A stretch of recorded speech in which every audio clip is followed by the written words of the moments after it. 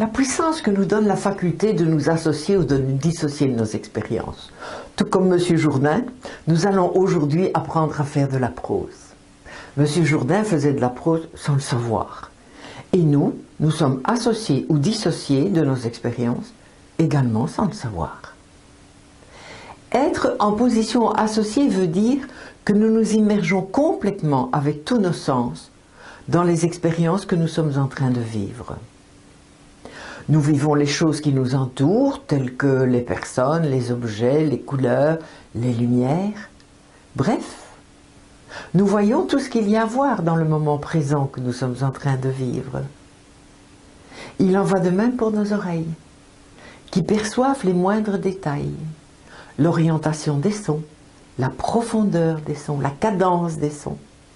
Bref, des milliers d'informations qu'il serait impossible de répertorier complètement.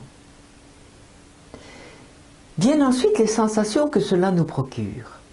Elles aussi sont subtiles et multiples. Toutes ces sensations physiques, issues de nos capteurs sensoriels, sont en lien direct avec les émotions, que l'on peut résumer par 4 grands chapitres. Il y a la joie, la peur, la tristesse et la colère. Ensuite, notre cerveau va s'employer à interpréter ces émotions et c'est ce que l'on va appeler nos sentiments. Mais je reviendrai plus explicitement sur ce chapitre parce que c'est un chapitre passionnant. Concrètement, être en position associée veut dire que nous nous laissons imprégner par tout ce qui est autour de nous. Cette imprégnation va colorer notre psychisme d'une certaine manière. Les expériences de joie pourraient être représentées par exemple par la couleur orange, la peur représentée par la couleur bleue, la tristesse par le gris ou le noir, et la colère peut-être par le rouge. Ceci bien sûr est une métaphore, mais elle illustre bien mon propos. Exemple, vous êtes de sortie un samedi soir avec tous vos amis et vous ressentez la couleur orange à l'intérieur de vous, c'est-à-dire la joie, parce que vos amis vous aiment, parce que la musique est bonne, parce que le buffet est bien garni, bref, parce que tout l'environnement est positif. Là, vous êtes dans une expérience de joie, de plaisir, de bonheur, d'amitié, d'amour. Il n'y a rien à changer à cela, que du contraire. Alors profitez de cette couleur orange tout le temps qu'elle acceptera d'être présente à l'intérieur de vous.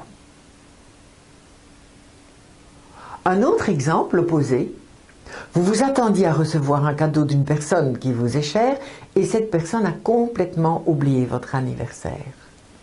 D'un seul coup, le gris s'installe à l'intérieur de vous et vous entrez dans la tristesse. Là, 2 choix s'offrent à vous.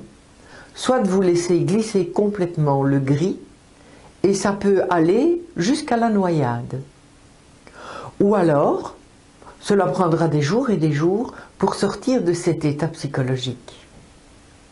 L'autre choix est de décider de ne pas se laisser couler au fond du gris.